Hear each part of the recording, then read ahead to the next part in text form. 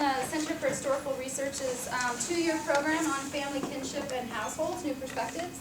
My name is Mary Thomas, and I'm a faculty member in Women's Gender and Sexuality Studies, and I have the amazingly good fortune to get to be on the steering committee with all you fabulous historians for this program. And today I also have the distinct honor of introducing Dr. Heidi Morrison, who comes to us from the University of Wisconsin, La Crosse, although actually she came from California to give the talk. Dr. Morrison received her BA in French literature from UC Berkeley in 1999, and then she went on to do a master's at Harvard University in Middle East Studies. From Harvard she went to UC Santa Barbara, where she did her PhD in modern Middle East history in 2009. I think she brought props for us, so can I show them your books? Instead of just listing you the title, we can feel the weight of them. It's hardback, the same book. Yeah, the hardback is great. So this is the same book. This is the Global History of Childhood Reader that she edited. She compiled and edited it. And then this is her monograph, Childhood and Colonial Modernity in Egypt, which is just new out this year. So congratulations. She also has many articles, and she is currently working on urban warfare as illustrated through the memories, experiences, and emotions of Palestinian children of the Second Intifada, which is 2000 through 2005, or maybe today. So please join me in welcoming Dr. Morrison.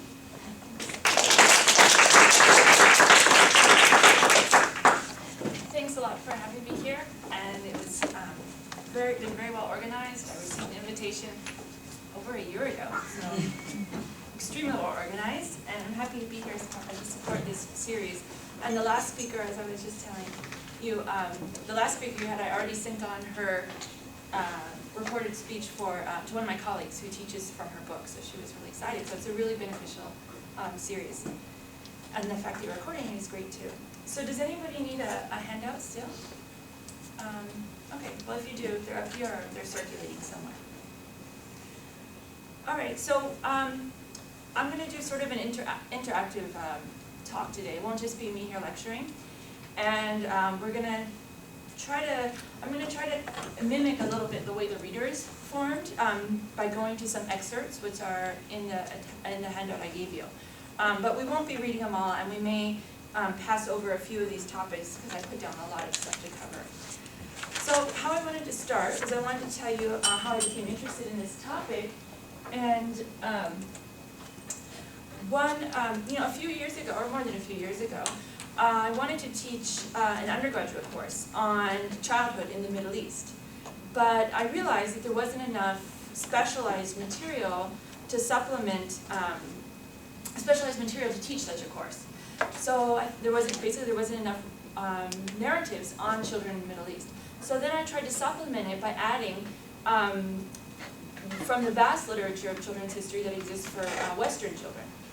And compared to non-Western regions of the world, there's a seeming abundance of literature that exists for children in Western history. And again, I use these Western, non-Western in quotation marks. I'm not going to stop and deconstruct those at this point in time. This balance is not necessarily negative. Imbalance is not necessarily negative, because the fact that there is a critical mass of historians in the first place who care about children is a big deal. But I realize that there is a need to push the intellectual boundaries of the field of the history of childhood to make it more global, to sort of do something about this imbalance. So I started to ask myself, what would a global history of childhood look like in the modern era? And I focus on the modern era, just to be clear. So this is the topic of the seminar today. And I'm not going to provide a history, like a world history of childhood. That's a momentous task. And there actually is only one existing book that attempts to write of a world history of childhood, and that's by Peter Stearns and his book Childhood and World History. And that looks at various historical markers that cause changes in conceptions of childhood, like this shift to settled society, the appearance of various religions. But my talk has a bit of a different approach. First, I focus only on the modern era and my book reader. And two, you'll see I sort of define and shape a global history a bit differently than him. what I attempt to do is interweave into one dialogue existing narratives that exist, historical narratives that exist from different regions of the world, to show what a global history of childhood could possibly look like in the modern era.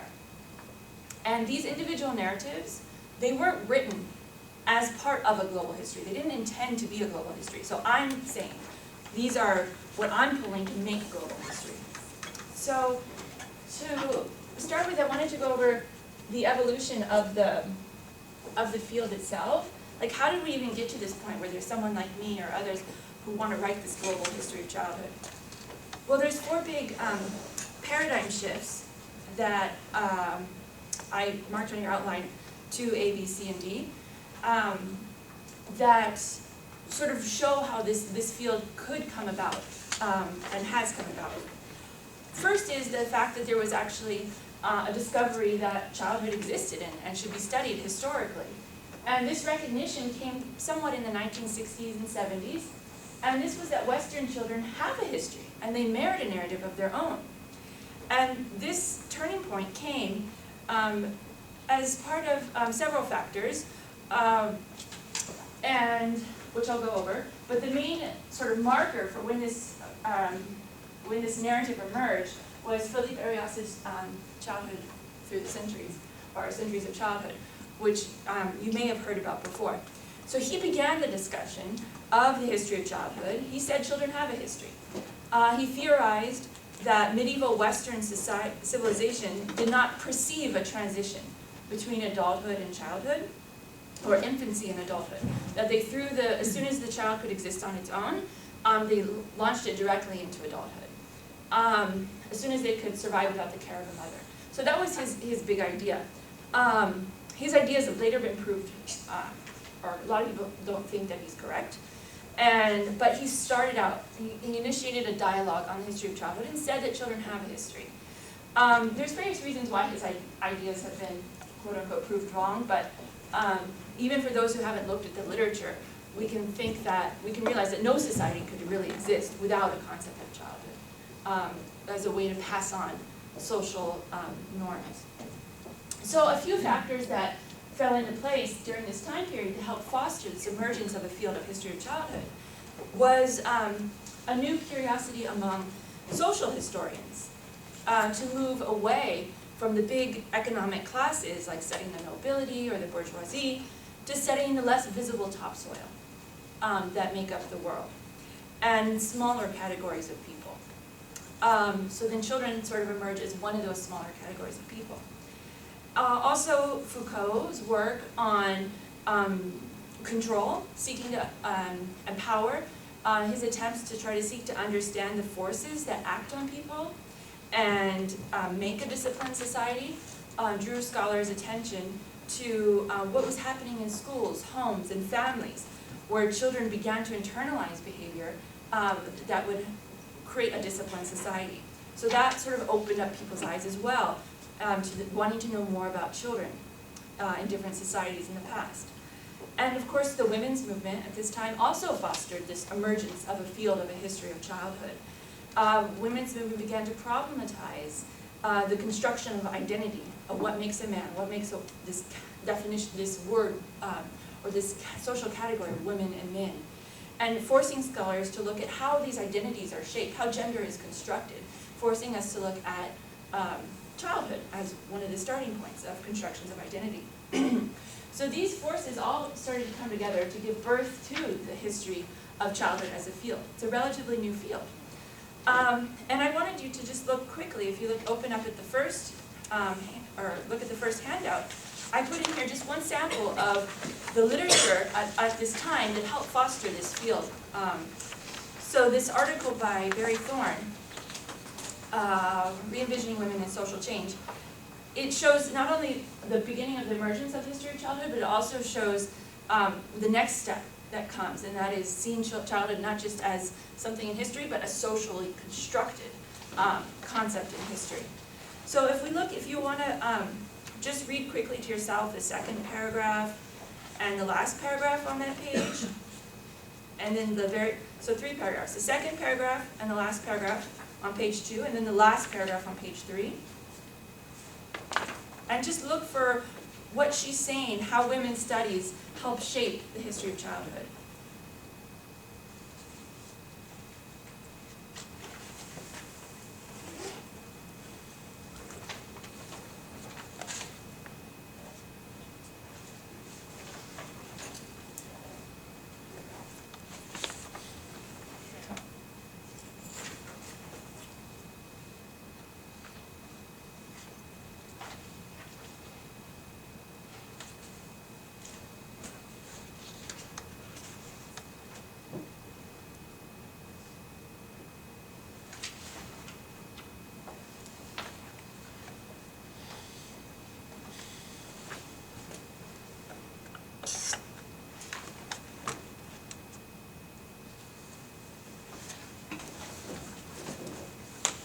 What does she say? What are some of the ways that she's saying women's studies, or now us looking back in retrospect can say that women's studies helped shape the emergence of the field of studying children's history? Yeah.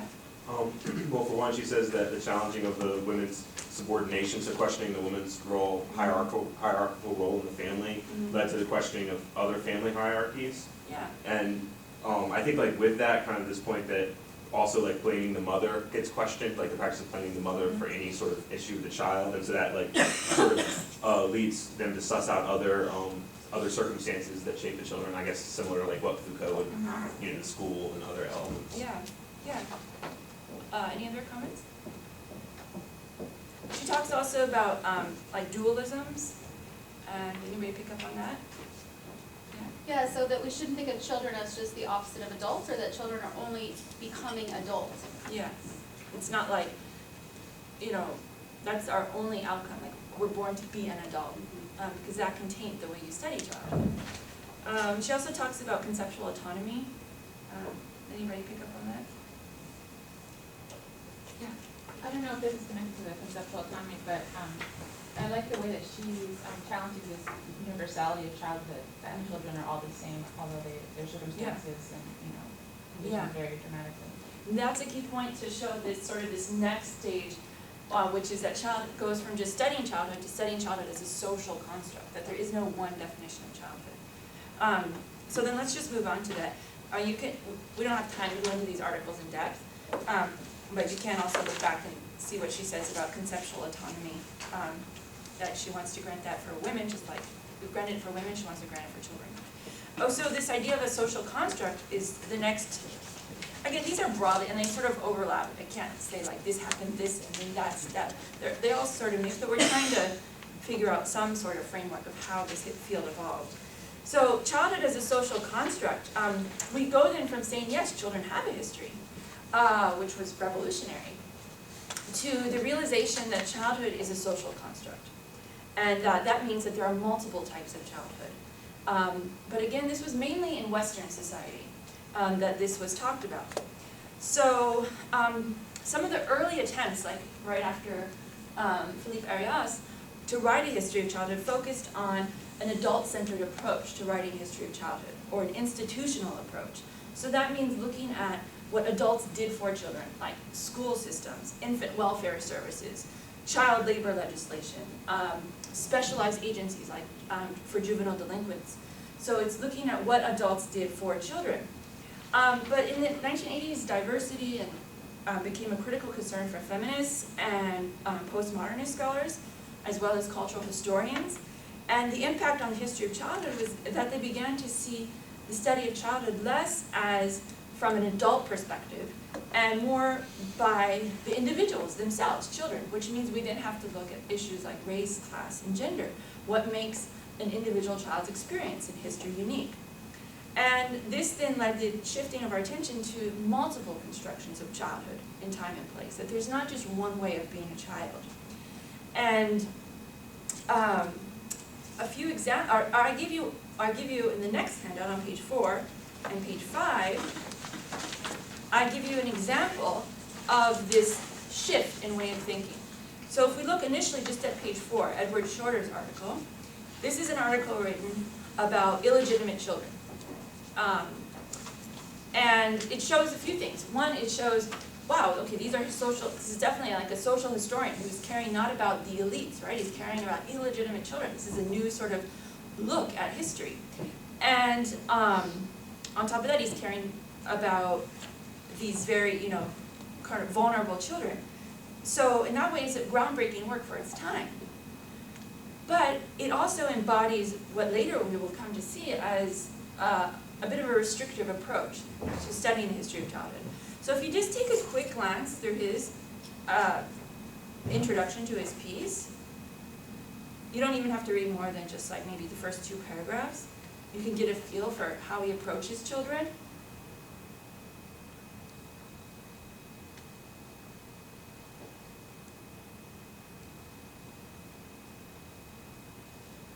And then if you look at the next one on page 5, written in 2002, and if you even just read the first paragraph, start thinking about what are the differences in approaches to children. And then I'll ask you if you can just briefly comment on these different approaches.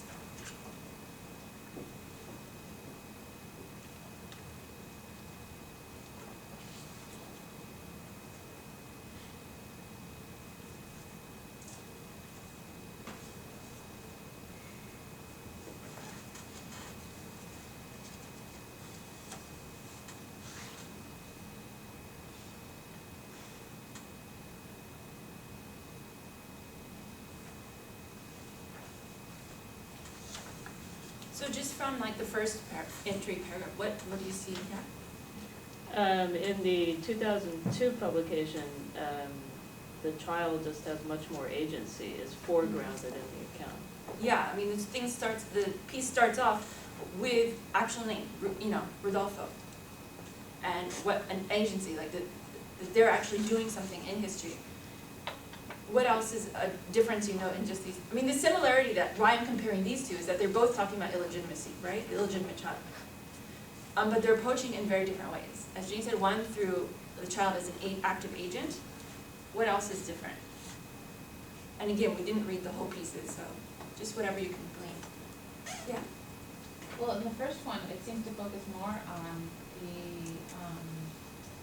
the phenomena of illegitimacy and what social or cultural factors contributed to the rise in that in Bavaria, whereas the second one doesn't focus on that at all, but again, like Jane said, focuses on the child himself. Exactly, yeah. So we could say then maybe that the first one is more of an adult-centered approach to writing, like accessing the child through the adult institutions, through adult categories of what they think. And when they call this sort of sentiments approach, the adult attitudes towards children to understand children. Like we can understand children if we understand what adults think of children, versus what do children think and feel? What did they experience?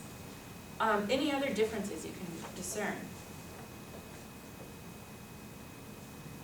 It's sort of, the first one is sort of more institutional overall. Yeah. There's Structural no individual name except the competing author is. Yeah.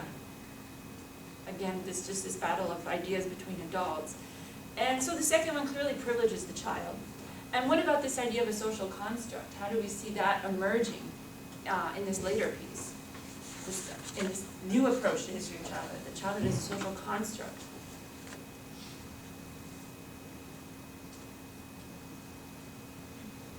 Well, it's about the witnesses. It's about the witnesses speaking about defining the qualities of the original question, and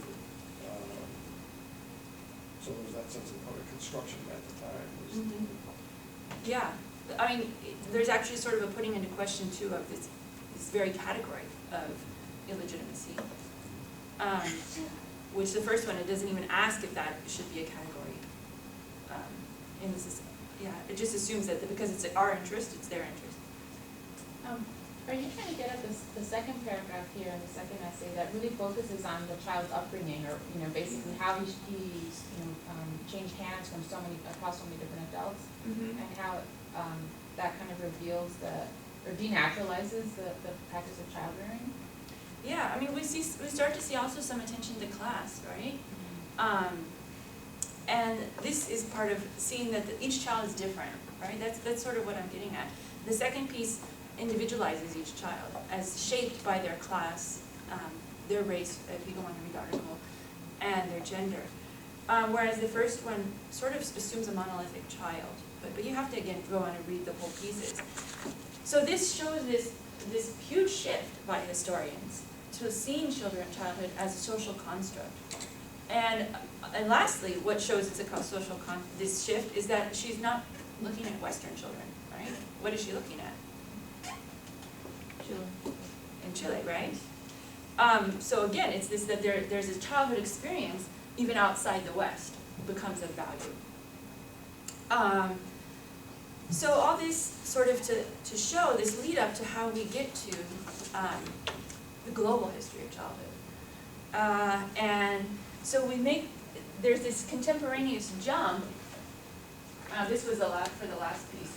It was, history of childhood as social construct emerges in a bigger context of a lot of social historians looking at social constructs. So we get this contemporaneous jump from exploring the diversity of childhood in Western history to exploring the diversity in the world. And so that's to say that historians of childhood in Europe and North America, or for the West, have been concerned traditionally with the moment that the notion of childhood appeared within their own modernity. And the focus has been thus then primarily on Western children in the field of the history of childhood.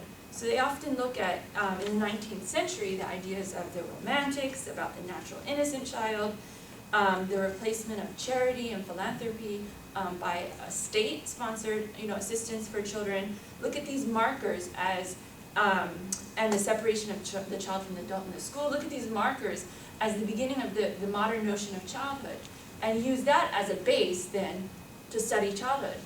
And that has led to, in my opinion, has led to the exclusion of numerous children around the world in the non-West.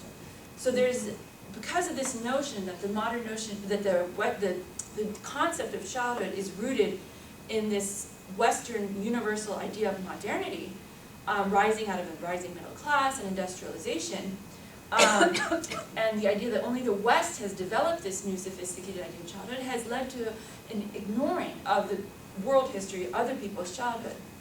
And we can see, that, if we follow just these very old-fashioned timelines of how history evolves, following a Western perspective, there's not really room in it for other versions of modernity that might give rise to other versions of childhood.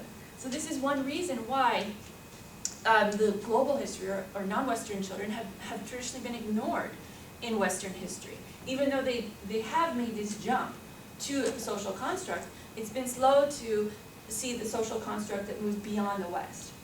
And some other basic reasons why the non-Western children may have been previously ignored is on pre-existing stereotypes about non-Western children. Based on the knowledge or lack thereof about children in different regions of the contemporary world, people sometimes only associate children in non-Western regions with very dire children's rights issues, ignoring that they have a long and rich history. So media representations, for example, of children in Africa often portray an AIDS orphan or a child soldier or a raped girl, and wouldn't necessarily look at the rich history of children's play in Ghana. Or similarly, for children in Asia, the association might go immediately towards the garment worker or the sweatshop worker, as opposed to this very long legacy of mourning rituals that exist in the history. Or the same with the Middle East. Often the association for when you think child in the Middle East, it goes towards the child bride or child soldiers even still, instead of the fact that schooling in schools for children, Quranic schools in particular, were some of the first schools for children in the world. So once we're able to move beyond those stereotypes, then we can start doing a global history of childhood, and people start pay more attention to non-Western children. And one of the first, as I said, or kind of the only one who's done this is Peter Stearns. He does do a world history of childhood. He has a book on the world history of childhood. And he looks at different patterns, commonalities, differences, linkages of children's experiences across time and place. But he does this, and his overall claim is that all countries in the world, even those that are hostile towards the West, have moved towards this Western model of childhood that's risen out of Western modernity. So education, lower birth rates, an increase of the child for their emotional worth rather than their economic worth. So that's sort of where we're at with the world history of childhood. And then I come along and I say, well, maybe there's a broader, even a broader look we can take of how we define the global history of childhood, which I'll look at now in the next part of the talk. But before we go on to actually going and doing a global history of childhood, I want to say that I don't think that the field of the history of childhood is stopping here at the global history of childhood. It's changing as we speak. And one of the ways it's changing is that it's seeking to become more multidisciplinary and multi-generational. So what I mean by that is it's opening up to other voices outside of just historians. It's opening up to other academic voices, and it's also opening up to something that, I mean, I would be very curious to do a project on, but it's hard to even figure out how to do it, is including children in the writing of the history of childhood. So there's this idea that young people themselves need to participate in research about children and history. And that can inspire new methods for historians. It can also open up new kinds of archives that are created. And if you look at the article on page 6, this is the inaugural edition of the Journal of History of Childhood and Youth, the introduction written by Martha Thaxton. And she also says we're kicking off this Journal of History of Childhood and Youth, and I'm kicking it off by saying that we want to go multidisciplinary. We don't just want it to be history, right? If you just take a quick glance at her piece, or a little introduction, one paragraph, what other fields does she want to include? What does she see? What does she imagine for the history of childhood? Well, she wants to include historians because she feels historians have something to contribute to public policy related to children. And my own problem with this very short piece is the emphasis on policy. Yeah, I mean, she's trying to get at that the importance of this is for making policy, but there can be importance of going of history of childhood beyond policy, and there can also be importance of, well, what I pulled out was that she wants to integrate these other fields into creating a historical narrative. These other fields of psychologists, neurobiologists. Like, how could a neurobiologist be involved in writing history of childhood? Any ideas? Well, actually, that was one question I was curious about when you were sort of setting up the history of childhood, and I'm glad you got here, because I was sort of curious what you do with brain studies, which on the one hand make it really clear that children's brains are different from adult brains, but they also, to a certain extent, complicate this idea that of diversity being the kind of, I don't know, the sort of lens through which to study children, because children's brains, I mean, yes, they're all different on some level, but actually they're quite similar, or at least they're not diverse in the way you were understanding diversity. So I'm just that curious. there's sort of like a core way of thinking. Or, well, that I mean, there's that's a kind brain of that's a child brain, yeah. I mean, cognitive scientists say that, right? That they can help historians with learning how children learn, and sort of assuming that that's a universal phenomenon. Yeah. That's what she wants. And I'm just curious how you, exactly, and I'm just curious what you think about that. Yeah, if you see down under 2, or 3, anyway, on the outline, we're going to get to this question because I don't know what to do with it either. I mean, you can go back and forth between universalism and particularism, and we're going to get at this question of how should we have one standard or one model of childhood in which to gauge children around the world, the past and present, or should it be more dynamic? But we'll get to that question. So anyway, so that's sort of an overview of how we get to a global history of childhood, doing a global history of childhood, how this field evolved. And I would say yeah, you can read this quote to yourself, or I'll read it out loud. This sort of also captures this predicament of how to do a global history of childhood. Do you do it from just one perspective or many? In a way, and pardon the triteness of my analogy, we can think of childhood as the elephant. And each of these theories on the human condition focuses on parts of the elephant. So some never see the whole elephant, whereas others see the whole, but as an individual standing in an isolated splendor.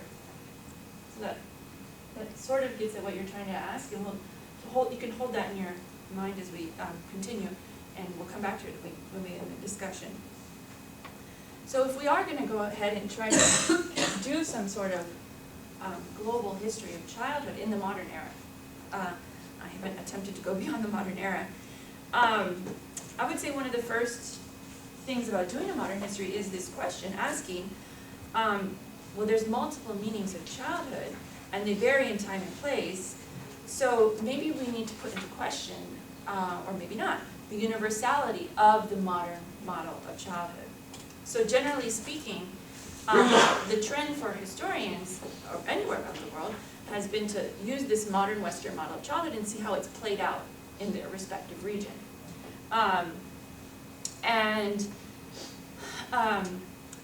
Generally that model is that children are innocent, they're in need of protection from the adult society, that children are important for the future of the nation, as well as in their own right, they're important. And this idea is that this model originated with, alongside mandatory education, the welfare state, family planning, and field of pediatrics. But when we start to do a global history of childhood, we can see two different patterns, or two different questions arise. One is that the modern model of childhood that developed in the West is while that developed, a very different set of changes would happen to children in other parts of the world. And the degree to which children around the world have universally experienced this modern model of childhood that sort of guides our field of the history of childhood depends on the intersectionality not only of gender, class, and race, and religion, and disability status, but also the location of the child in the international imperial hierarchies, and the child's relation to the forces of globalization. So in most cases, the conception of childhood in non-Western societies has either evolved alongside the Western model or in the completely opposite direction. And we could say even within the West, there's not been one consistent idea of childhood. Even within the West, there's been divergences of who gets access to what model of childhood. So I pulled a few article examples to show you some examples of different, the way childhood has been experienced differently, this modern model. The first one is a little extract from my recent book on children in early 20th century Egypt. And we can see in this piece, we won't really take much time to look at it, but that if you read the first paragraph, that while Britain was trying to scale back child labor at home, they were actively promoting child labor or allowing child labor to happen in colonies, places like Egypt, where they had an actual different definition of what is a child. That a child reached puberty, apparently, in Egypt earlier than in Western European countries. So then the age of work of entry to the labor force could be different in Egypt than in Britain. And then if you go to page 9 and you look at the Invisible Hands article,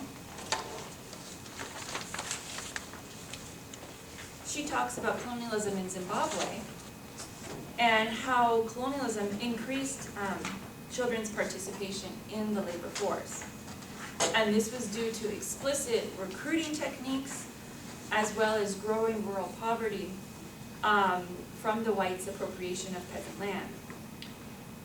And colonization actively sought to keep indigenous children out of school and in the labor force.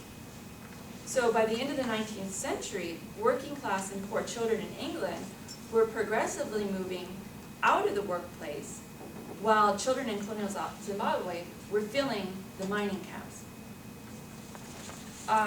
So you can, I didn't put her whole article here, but just a little excerpt for you to get a feel for what she's trying to argue. So in addition to seeing, when we start to do a global history of childhood, start to see that this modern model that's sort of defining the field has had so many different variations and sometimes gone in the opposite direction for some children of the world, we also can begin to question the possibly ethnocentric notion that the modern notion of childhood came from the West and then all the regions copied it around the world. I mean, that's something that Stearns argues, that no matter how hostile you are to the West, everyone's trying to get to be like the Western childhood. They're trying somehow to form schools and be like the West. But the global history of childhood encourages us to think about potential alternatives to the prevailing premise that childhood has radiated from the West. And it raises questions about whether or not, and this is still a question which we can talk about, whether or not the Western model is the valid model for comparison, is the model we should be using when we're doing a global history of childhood. There's a number of factors that may have influenced our ethnocentric tendency to focus on the impact of Western childhood around the world, and that of course being missionary education, colonial rule, international agencies like UNICEF and the World Bank, pushing one model of childhood around the world, which again, may or may not be a good idea. So perhaps we could stop right now and talk a little bit about this question. Can we think of a new set of ideas, besides the tenets of the modern Western model of childhood, which historians could use to compare childhoods in time and place? Or do you think that, cognitive scientists have shown this is a child. This is a child, wherever a child, this is how a child learns, so there is just one way of being a child. Yeah. Yes? Oh, I'm sorry, I just had a question. So I have a little bit of a problem with this West and non-West dichotomy. So, Yeah. and so, building upon the question that you're asking, what I was wondering is that, because you talk about Stern, talking about the Western model moving to non-West. Mm-hmm. So what I was wondering, can you talk, in light of the question that you're asking about the non-West influences on the West, or isn't this a more fluid negotiation than we're discussing here? I would argue that Yeah. so, but that's not really how it's been defined in the So how do you shape account it of then? world history of childhood. And again, I haven't written a world history of childhood, nobody, Okay. or global Alright. history. I've pieced together articles that could create one, and I hope one day there could be. But even if we look at, for your question, even if we look at just the drafting of the CRC, which is the Convention on the Rights of the Child, you can say that it wasn't just these, and again, I said at the beginning of the talk, these, in quotes, I'm using Western, non-Western. It wasn't just like Europe that drafted it, there was also delegates from around the world that were chiming in. So that's just one simple example. But this question of how, yeah, did you have a question? Go ahead. Yeah. Oh, I thought I saw you waving.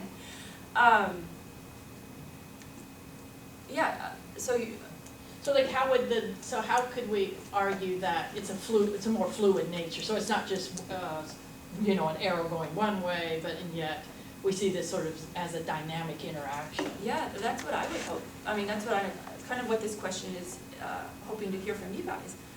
How we could do that, or should we? Maybe it's not true. Maybe these non-Western countries are really, we need to just stick with this one model and see how it's radiating from the West around the world. Well, I think one thing most societies have is something associated with sexual maturity, right, for both girls and boys. And I think that's when you can yourself produce children, or reproduce, right? There's something associated with that seems like it might be fruitful to that you could compare, right? That there would be ideas about what a person is before they can have a child versus after, right? Seems like that would be interesting to compare and maybe productive across societies. So sort of trying to access children, the idea of childhood and how people define childhood through biological. Yeah, or through when people think it ends. It's not always biological, right? Although I guess I did set it up that way, but it seems like it's sometimes tied to biology. And I'm thinking of like, in India there's in South India, in some regions, there's a long-standing ceremony when girls begin to menstruate, I guess female people begin to menstruate. And that's, I think there's some idea of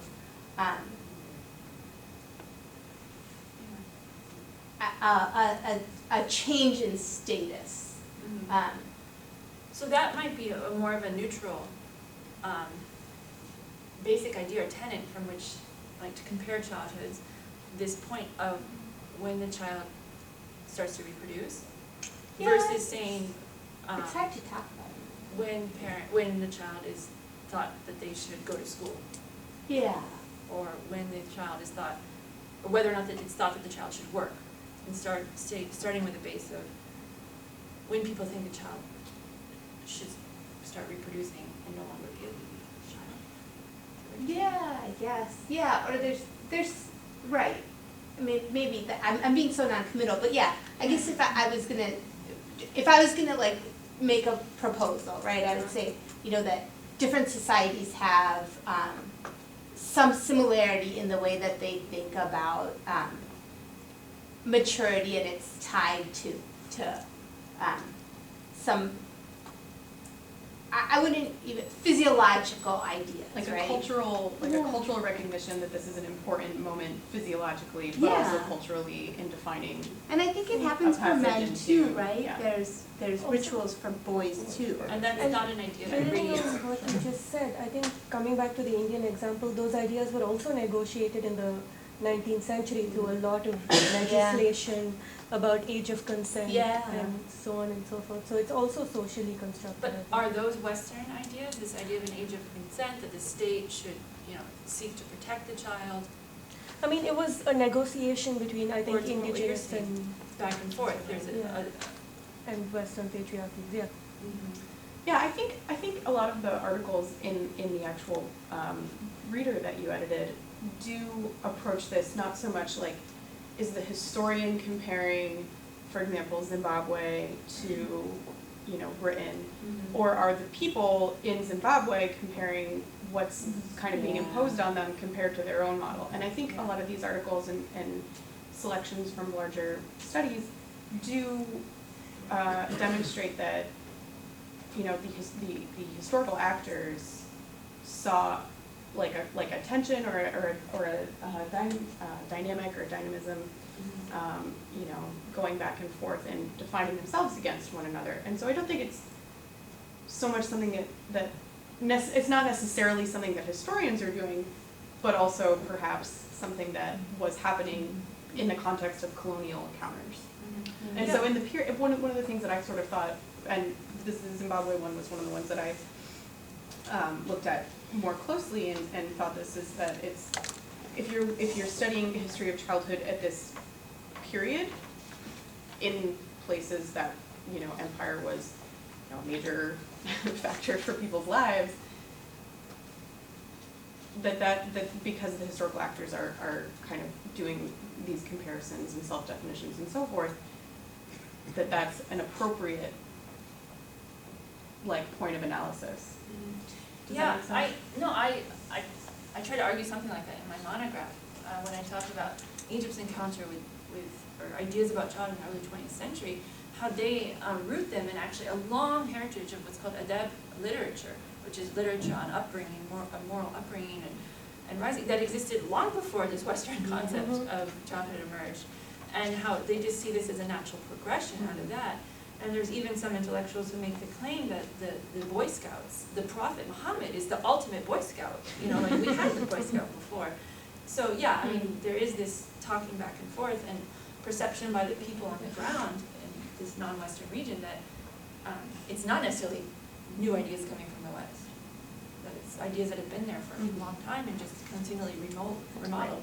And they, again, a lot of these intellectuals in my book say, all these ideas in the West are thanks to us, Islamic scholars that preserve them and pass them on from the Greeks and Romans.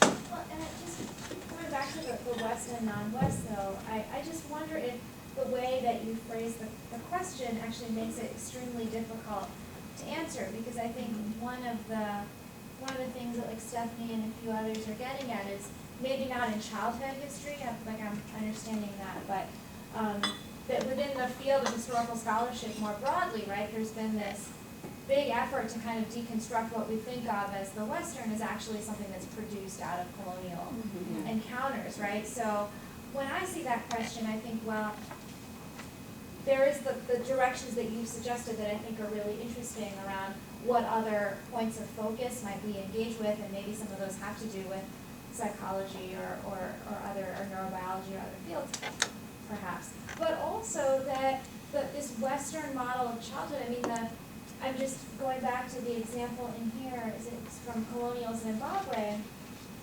I mean, one obvious additional reading, right, is that British concepts of childhood as they come out through child labor legislation are built in part on the assumption that we have a childhood, we British, have a childhood, and these other folks have a different childhood, right? So the very concept of British childhood comes out of that interaction. Defining us by othering them. And producing that through that interaction, right? That yes, some children can be protected in the context of their relationship with the British Empire in broad terms, right? Whereas other children can. And I guess I'm trying to think about phrasing the question that you have up there in a way that builds that more into the question as our starting point. Yeah, I mean, because even within the so-called West, there's not, there's not one type of childhood that's been assumed to be for all children. I mean, within the West, there's been various degrees to which the biomodel's been applied. Yes? I would just to sort of jump on this. I mean, I think one of the kind of, especially as I'm an ancient historian, so Egypt is like Rome. I mean, I'm trying to figure out why it's not West, but I mean, I know why, but I get what you're going on. But I guess maybe part of this is about our use of metaphor. I mean, you've chosen to use geographic metaphors, and so we're all kind of struggling to think about that. But I like the idea of using, other types of organizing principles that aren't based on geography, whether imagined or real, right? And so using, how do various cultures treat coming of age? Whether that means is it understood physiologically? Like, is it understood by menstruation, or is there some other way of understanding? Is it marriage? Are there? I mean, you could. So in other words, I mean, if I were to write a history of childhood that was I would do it thematically. And try to come up with, I mean, this is how people who do comparative religion do it. Like, what are, ritual? What are sort of certain categories that do seem to kind of be universal, but of course are always different in the particularities, and that's where you get the comparative traction. Does that, I mean? Yeah. No, I mean, that's great. I mean, this question is clearly a question that's trying to figure out even better how to ask the question. I don't have an answer. But yeah, I mean, so what would be some of those categories? How people see coming of age. Yeah, I mean, that would be one. What else would be it? Maybe that's a better the relationship of children to property. I mean, that would be another one, right? So, and that, that would, sometimes it's about children and work. Sometimes it's about children and inheritance. I mean, sometimes it's both. I mean, you could. So how people relate to coming of age and coming of property. This sort of takes our shift away from what we're so ingrained with seeing. Are they sending their kid to school? Are they sitting in rows? Do they have a law against child labor to Yeah. What about if you took the principle of like children's responsibilities? Yeah, that's a really good thing. Just in general, what that would change, if you looked at children's responsibilities, because you knew that across time and much broader spread of time, right? What does it mean? I mean, children perceived to be responsible for. I mean, if we're thinking of one day writing this world history of childhood, it would be something that has to be written, I would say collectively. These could be defining chapters, right? As opposed to how it exists now in Stearns' book. Yeah. Well, following up on what Brigitte said, especially reading the excerpt from your book and from Beverly Greer's book, I wonder if you can get away from conceiving of childhood outside of power relationships. Because the British Empire is an obviously very heavy-handed example, and what it's bringing to my mind is the British Empire, British administrators seem to have used a kind of maturation metaphor for a whole lot of things, not just how to treat child labor, but also, we had a graduate student doing something on punishment in Afghanistan. The part of Afghanistan was under British rule in the late 19th century, and he pointed out that the British actually wanted to impose harsher punishments for certain crimes on Afghan perpetrators as opposed to British perpetrators, because their thinking was that the Afghans were at a state in their civilization, a stage that, infantile. yes, that was more appropriate to that punishment, even though the Afghan judges themselves were saying, we don't condone this kind of thing, it's too harsh. Yeah, that happens around the world with infantilize the colonies. Like use this bigger metaphor of childhood to talk just about people. Yeah, and I mean this whole nursery rhyme British approach, fuzzy wuzzies and all of that stuff. So you're saying getting away from a language of talking about power? I don't think you can get away from it. I'm just wondering if it provides a kind of framework for accommodating different conceptions. I'm not quite sure how this would work out, but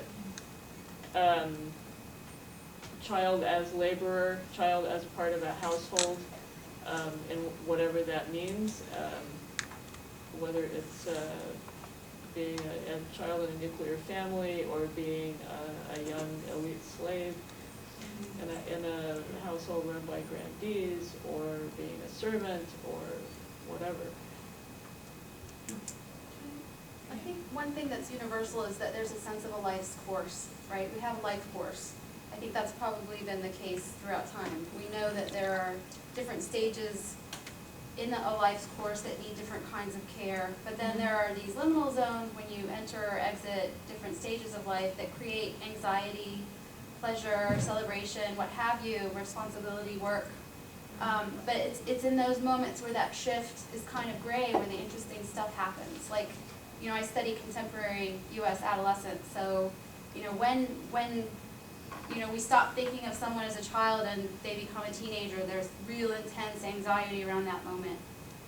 But I think that, instead of focusing on like work or menses or these things, we just think about, at what point are these shifts in the life's course being defined, and what happens in that moment that, brings up this interesting stuff in the record or an experience or in narratives or in people's understandings of the self. And I don't know, but I think that's probably universal, that there is a sense of change over the life course. But how it gets defined is very particular.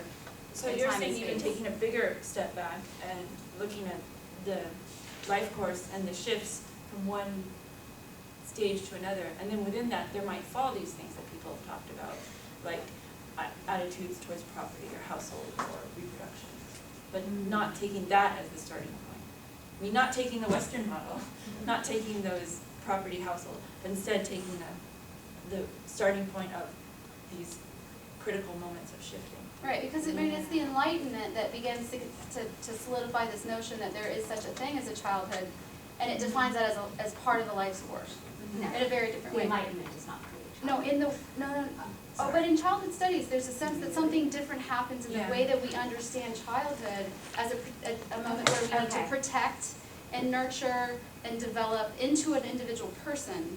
Okay, This that is last step. this is what happens, that this is where the Western notion of the child, the That's sense what that, historians of childhood work with, the apparatus they work in. Yeah. Exactly that.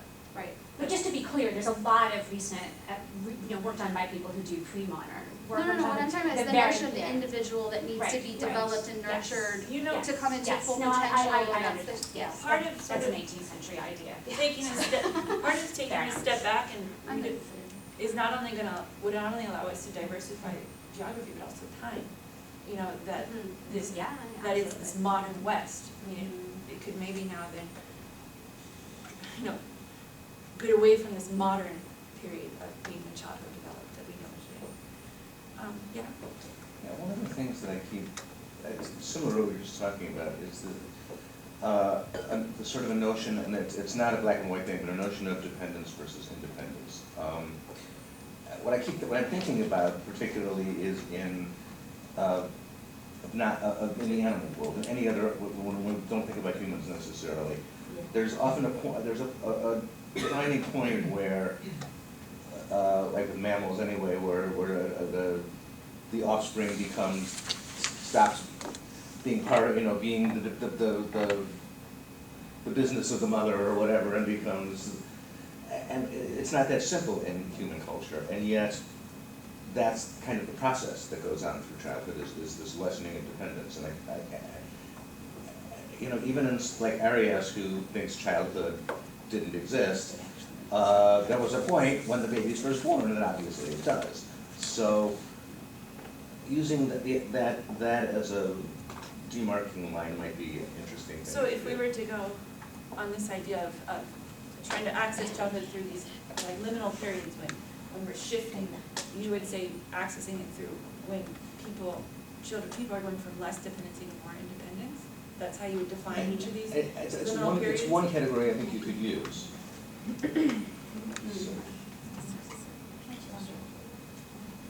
Or there was somebody behind you, go ahead. Yeah. Yeah, and going back to the issue about neurobiology and physiology, I think obviously there was some of that in what we read, but it was in a racial way. Yeah. They were trying to use those kinds of justifications. But I think one of the things we have to be careful of, even if bringing up these things as a baseline, as of course determinism, affording that, but at the same time also saying that a lot of times these factors are more flexible and variable than we might think. That is, environmental conditions like diet, meaning differences in physiological changes in a young person's body, and also other factors affecting neuroplasticity. And so the biologists aren't giving us just one model to fit the whole world, but we've got to deal with the subtleties of that as well, rather than seeing that, there's one brain model, there's one physiological model, and it doesn't work out that way. Because we've seen changes, I mean, even in the West with those kinds of factors. Yeah, the neuroplasticity is a good point. I mean, my current research on children in trauma and war in Palestine, I mean, something I think I need to be very aware of is what neuroscientists are saying about how trauma is remembered. There's been a lot of recent studies out that trauma is passed down like through generations through the memory. So how can I, as a historian, integrate that into my work? I don't know, would I find out that the way it's passed down is different in Palestinian culture than in Israeli culture? Or maybe that could be what I contribute, or maybe not. I don't know. Yeah? And I think that's really interesting, that the idea with the brain and shaping it, like this idea biologists have always thought of the nature versus nurture sort of argument. Because I mean, for instance, not to make this go back to the West, but like in your book in the United States, there's this idea that like, you know, childhood, although we're shifting in the 20th century, you know, to maybe, I don't know if it's right to say protect childhood, but you know, to think about it more and to you know, like we're studying it more as an actual tangible thing that exists until, I mean, we disagree with, you know, maybe 18, whatever, but at the same time, if we're looking at something physical like menses, you know, that's coming earlier and earlier, like it said 4 months earlier, a decade, one of your articles said. And I mean, and that's a very much, it's attributed that to food, you know, that's a very much, you know, a cultural, but so that's kind of why I really like this idea of like shifting responsibility. And I don't know if it always, you know, has to be just that, but I mean, because then I think it really brings in like, it helps outline the spectrum nature of childhood, because it's not just like, it's not just this perfect binary of like childhood, adulthood, like we're, talking about adolescence here, but we're also thinking about like, in Japan, for instance, like early adulthood, you still don't have the responsibility that, say, the senior members of the household would have. So like, I mean, part of that could, I guess, be property, like living in a more advanced member's house. But like, like conception of adulthood, even being married and like saying now we're adults, I think it's a lot more blurry when the responsibilities still aren't at the level of adulthood. Or say like the court system treats a 19-year-old with more leniency than they would treat a 44-year-old, even though 19 is technically an adult. Maybe that would change over cultures. But that's why I really like, I don't know if maybe that gets us too deeply into the power, paradigm, but I think that sort of way accommodates the nature and nurture question a little more, because that might even go more towards getting at that, like conceiving of this as an adult means that nutrition might change, or that like,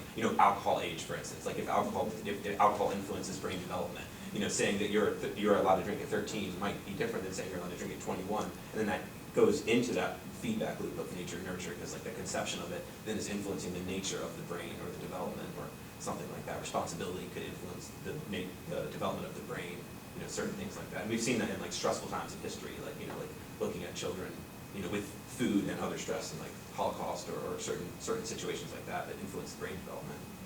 So I guess it's very linked. I guess it's all I'm saying. So you like Marion's approach of trying to frame childhood in terms of these transition periods from less responsibility to more responsibility. Yeah, and in general.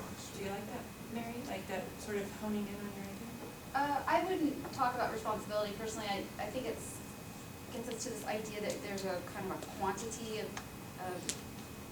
like, how do we compare responsibility? Is it an increase or a decrease, or is it just a shift in roles? If it's just a shift in roles, then why is it responsibility? I don't really know. To me that we'd really need to talk about a kinship structure and what the roles within the kinship structure are, then rather than just thinking about childhood. So, but I don't know. I'm not an historian, so. Yeah. No, I get the easy on it. I'm just curious. Again, in my opinion, this world history of childhood has not been written yet, and we're all trying to brainstorm and think of how it could be written. Yeah, I keep flashing on this the life course idea. I think it really works, but what's being avoided here is the management of the life course. That there's constantly management. What do the adult institutions do? What's their entire purpose? Is to manage these transitions. And it's even more obvious in agrarian societies with traditional religious structures, in which the whole religious paradigm is framed around managing the life course events. And so I'm just, and I was thinking about the colonial situation where you probably had competing power centers who were competing to define when these life course transitions happen. The British are, from their economic interest, trying to shut it down, and local adult power centers are trying to maintain their traditional framework or their evolving framework of control over the life course of the people in their village, in their province. So, the life course happens, but it's not happening, just because I get older. I'm operating in a social political construct. Power relationship. But what's missing from that account is that children have agency, and they do fight back on it. So it's not just the adults who get to decide this stuff. But there's certainly resistance. But it's not just resistance; it's a negotiation, I think. Which is actually the next part, I think, of doing a global history, children's experiences. Okay, though, before we move on. Well, I was just gonna say, I like what you said there, and I think what would fit with what she had mentioned about kids not just being passive, is the idea that it's not just children resisting, there's part of that, because adults are also resisting too, but it's also children managing it themselves in ways that may run counter to or in line with that, because there are hierarchies and institutions and just if you have a kid in middle school or in elementary. All of hierarchies internal to the child world. Yeah, and so they are doing that as well. In other words, it's not just each individual child trying to cope in an isolated way, but they have whole networks of managing themselves and others and us.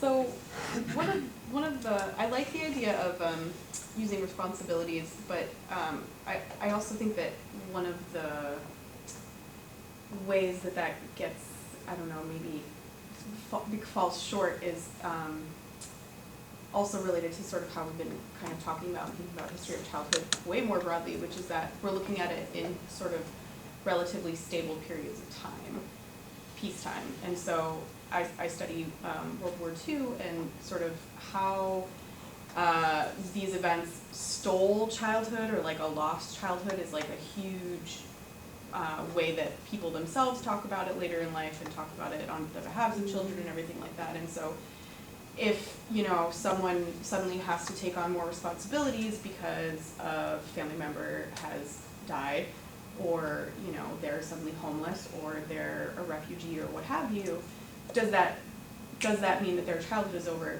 People certainly say that that was the case, but I think that it's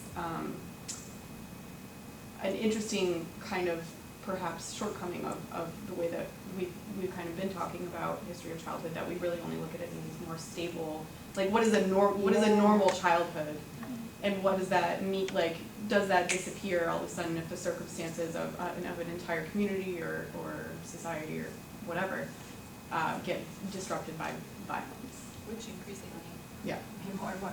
The young adults I interview in Palestine, childhood, what childhood? Yeah. Childhood, you're doing research on childhood. Which I think, you know, the vocabulary that happens in really demonstrates the extent to which this model of a childhood has kind of been disseminated and accepted in a lot of ways. Like, the people respond more strongly to bad things happening to children than they do to adults, you know. But in terms of history, I don't know. That's something that I'm sort of wondering about.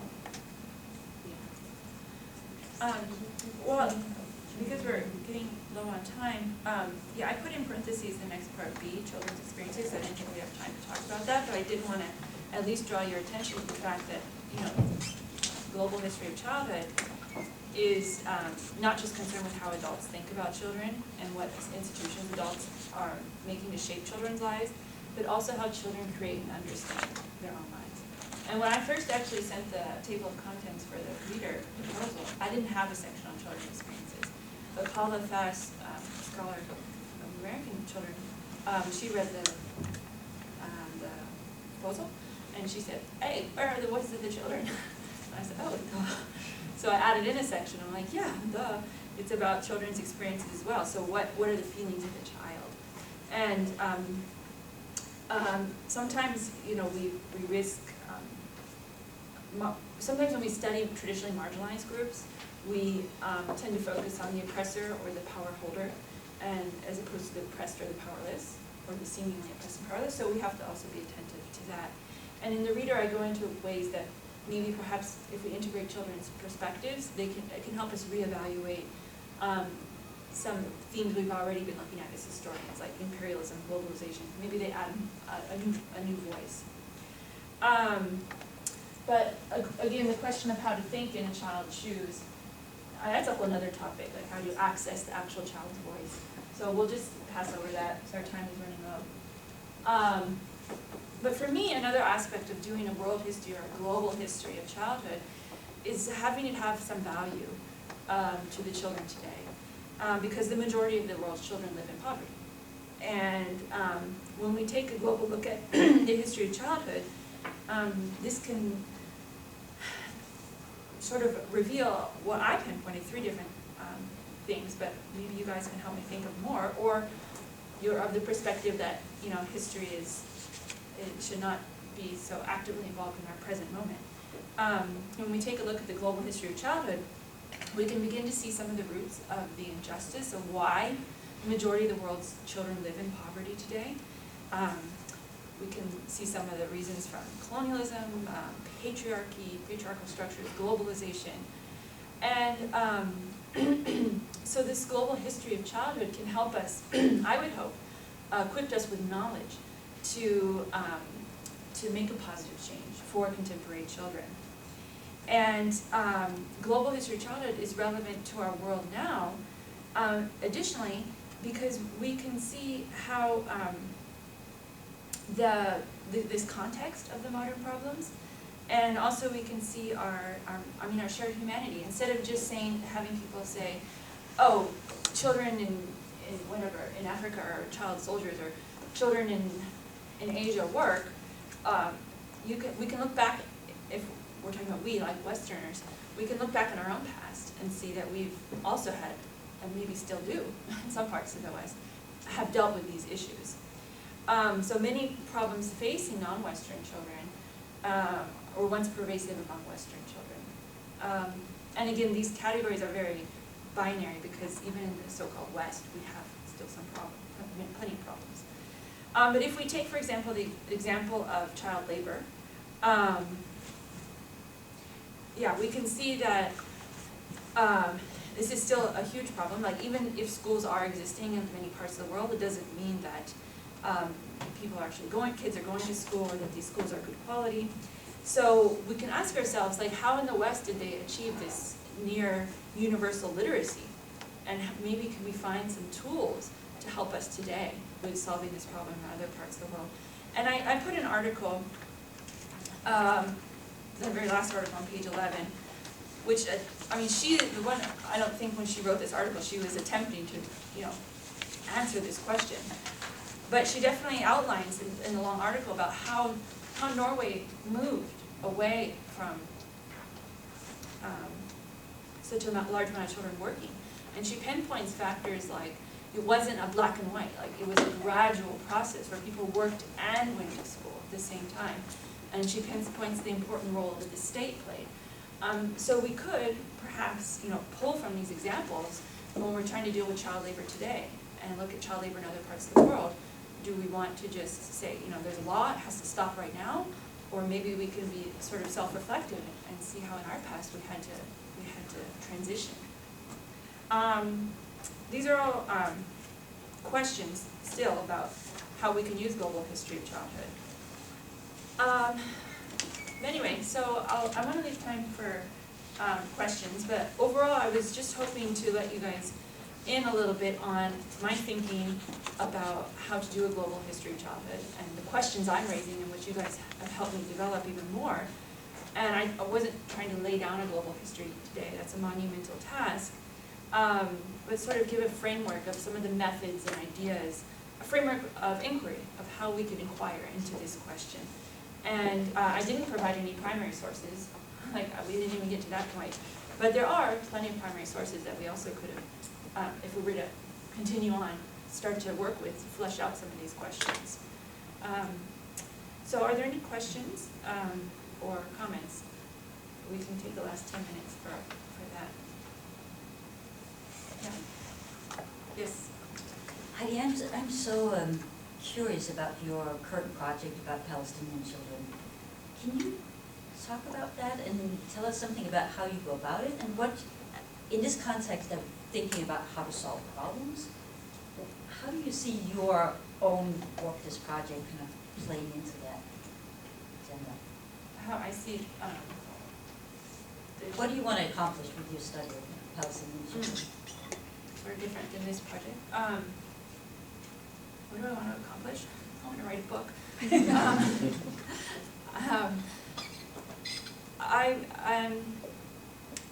I go back and forth about the value, this question of policy. Somebody brought it up.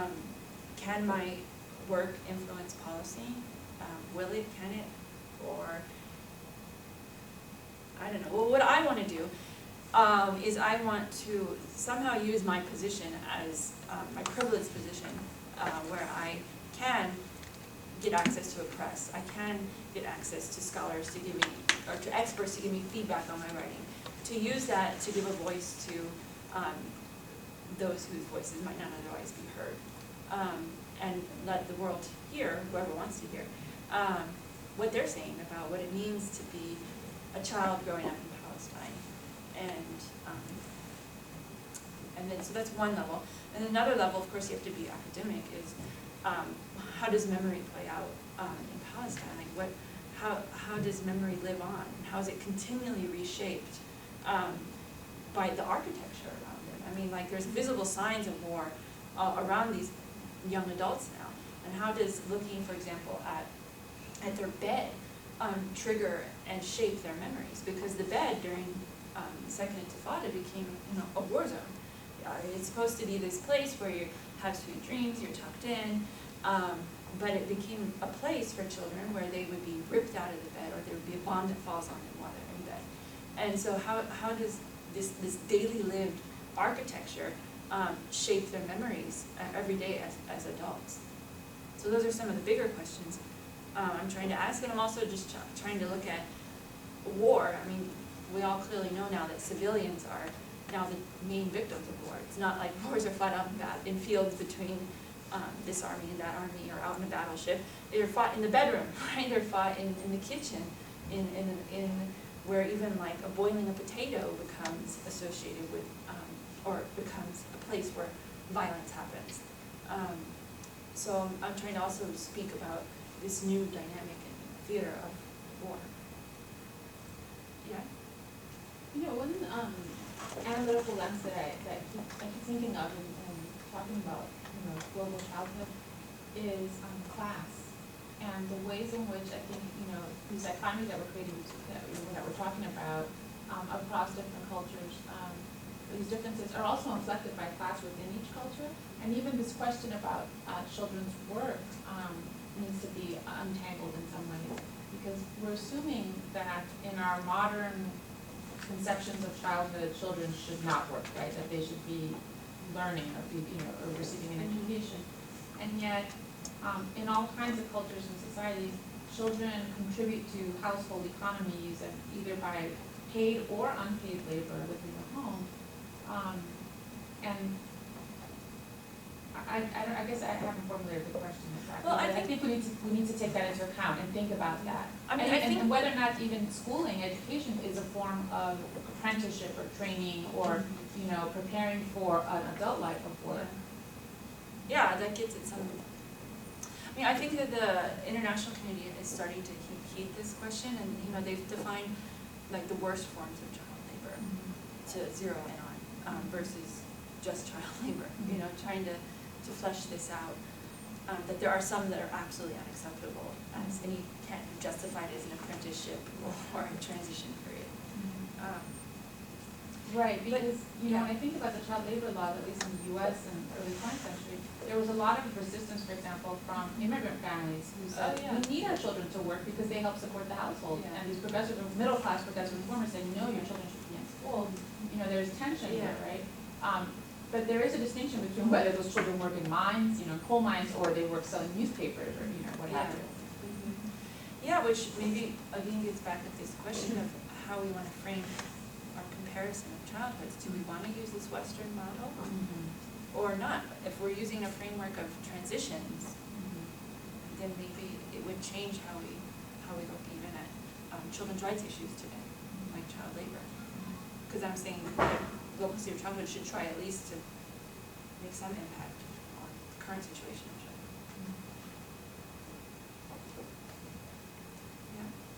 I think what's interesting, it goes back though to the point made over here though about what is the norm and what is the exception. And a lot of times what we may be aiming to take people to is the exception rather than the norm. And then the question becomes on what basis? That is, where does our model of what childhood should be? That childhood should, for instance, be a time where you're not doing dangerous work. Well, is that, I mean, I'm not, I don't have my children in the salt mines or anything, but I'm thinking that for the experience of many, that may be a very normative thing, and that's just part of life. And so there still comes down to maybe a class-based or a Western view that, children throughout the world should have rights or should have certain kinds of things. And I'm not saying, Yeah, it's I'm not tricky. arguing against that, I'm Yeah. just saying, that's, one way that I think there may be pushback, or there is pushback on that. I don't know what we do with that. I mean, we have to also be realistic about the world we live in and the way you gain capital, the way you gain access to healthcare, quality healthcare. A lot of that is tied into this achieving these milestones in the Western model, getting through this certain schooling, not going to work, playing in a certain way. It's tied to a lot of the conditions of how we live today, positive conditions. So it's hard. It's hard. It also, like going with class, I mean, I know you brought it up a little bit, but like the rural versus urban seems to be really big here too, like, and also maybe even like, I don't know how you would classify this, but like, I'm thinking religious / like stronger community values that sort of override what the state might say. So for instance, I'm thinking like, I'm from rural southern Maryland where Amish communities predominate, and so like in the Amish community, I mean, they're still under the United States state apparatus, but their kids don't go to school after, a lot of them 6th, 7th grade to go to do work, to work on the farm full time. Again, we're not talking about salt mines here either. I mean, we're talking about, this is something that can maybe much more easily be justified as an apprenticeship, or something like that. But just like, I mean, even today, I mean, like rural, even child labor laws seem like they have certain things in there for like rural versus, I mean, like for instance, children can't drive in Maryland until 16, but they can drive farm vehicles at 14 and some even at 12, depending on the vehicle. And then like children, there's work laws for when it starts when you're 14 to 16, but then there's special regulations for like farm work and things like But that. there's so much that it's violated too, especially with illegal or, Yeah. immigrant children. The blueberry fields in Michigan, there's been a lot of exposés on children being sprayed with pesticides throughout. Oh, wow. But then again, this notion where the farmer, the head of Walmart who sells those blueberries says, it's, good for the children to be out in nature, that we used to say. But yeah, even That's like class A. within the United States, there's plenty of violations. We haven't even signed the CRC. But, yeah. I'm just really grappling with how to do a global history of childhood, and you guys are really helpful. I'm just not quite content with Peter Stern's account. I appreciate it, but his overriding theme for the modern era, that the whole world, even how hostile they are all moving towards a Western model of childhood. I think that there's got to be a bigger, different way to approach childhood in the modern era. And you're helping me a lot. Go ahead. Just a small, sort of building off of something Lindsay said, and also just, it made me think too, this is, I just wondered, like, sort of historically, the assumption has, in your, and for all of us, is that somehow it's worse for children to work in hazardous conditions than adults. And we're more appalled that children are being exposed to chemicals than we are to adults being exposed to chemicals. And so I guess my question is, when did that start? I suspect, why do we care more about children than adults, to put it completely bluntly? And I think we all do, because everything we're saying here. The way we talk about children allows us to access our conception. Right. But we have more empathy for children, and I think that's historical. Like, I think there's this historical, there's a moment where we do, I've never researched this, but I would tend to put my money on this being an historical development, rather than just something that's universal and continuous, that we always feel we have to protect children more than we do adults. Well, as it exists now in sort of the existing narrative on history of childhood, that moment is linked to European Enlightenment, European So it's formation 18th century, of is this that late? nation state, European. The idea of protecting and nurturing. Well, all and that children deserve our empathy more than adults too. But if we step back and try to take a different perspective, like these liminal periods of transition, maybe we can, that wouldn't be our starting point. Think about that. We would see in plenty of cultures and areas. And there's lots of biblical, material that differentiates between children and adults in a way that might actually suggest it's more complicated than, anyway, but it's also, if we think about the kind of words that we use to describe childhood, those kinds of discourses of childhood came at a very particular time. So it's, and I'm thinking in the English language. Right. So if we were to think of all the words that would come to mind when we think of child, Right. When did that, Right, when did right, those right. associations become apparent? A linguistic, a purely linguistic. Well, it's not, it's social, it's cultural, Well, it's, of course, linguistic yeah. is always social. I mean, it's too, more of but a yeah. Foucauldian sense of how we understand discourse, so. Yeah, it's hard to problematize something when we haven't even problematized the language we're using to talk about it. Yes? Well, and just building on that a little bit, I was thinking through for this global history of childhood and this impetus that you're sharing about how it needs to, or it should, kind of impact, the situation of children globally. Today is that there's this kind of tension between, on the one hand, what we've been talking about, which is like the vast diversity over time and space of children's experiences of childhood and adults' understanding of children, right? That has included things that go against this vision that children should be this protected class, right? That they've been engaged in work, often dangerous work, etc. And then I think this impetus that is still driving all of us, like including from the ILO figures, that childhood should be this kind of protected category, who doesn't want our children to be protected from these dangerous circumstances, even as we might want adults to be too, right? But we all have this feeling, and so this tension, I think, between kind of like the fact that historically many children, and that's often marked out by class and race, have not had access to this, and that's true, and they've still been children, right? And they're part of this childhood history, and yet this universalizing drive for the child is a protected category. And I'm just sort of putting that out there as a kind of a tension between thinking of the history and the policy, right? Like what it has been and then what our goals are. Yeah. How about we make this the last? Yeah. Yeah, go ahead. I was also thinking about what your project in Palestine and what Lizzie was saying about children during World War II, and this idea of protectiveness. You have to have some idea that there's some certainty, right? That I'm thinking about like things like when mortality in child and infant mortality rates are high. How does that affect conceptualizations of childhood and investments in children? There has to be something about the kind of stability or the idea that you can feasibly protect a child, right? In Palestine during World War II, I mean, do these narratives of childhood as a protected realm of life, I mean, how can they be compared to like,